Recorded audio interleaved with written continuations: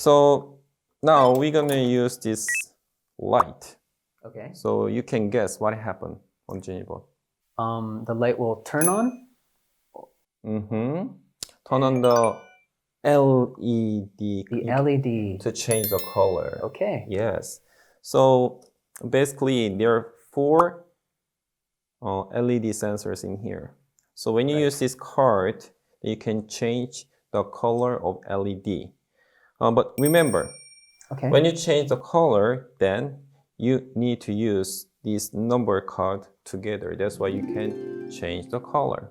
Oh. For example, so how many colors can... This one is a 0 to 9. That's why there are 10 colors. Yes. So here is, this one is the old card, but new card, we're gonna change the color of each number. That's why students can easily figure out what kind of color you can change the color of the GENIBOT. That's helpful. Yes. So I already know the answer. So when you use this number 1 card, what kind of color you can change the color of the GENIBOT?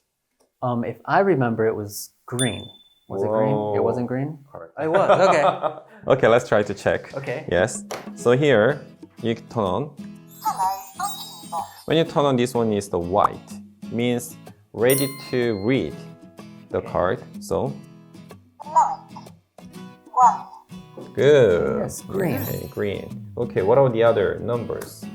I just want to use 3 cards only, okay? Okay. And then, if you want to change, you can use touch. Okay. Light. 2. And then this one is blue. Blue.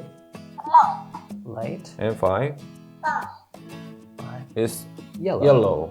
Good. Right, and when you touch cards, it temporarily does the color, right? Yes. Purple. I see a flash of purple. And then? A flash of yellow. And then this one is correct. Yes.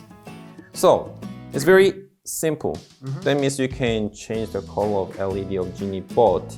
And I'm going to show you a little, like, something exciting activity using this card here.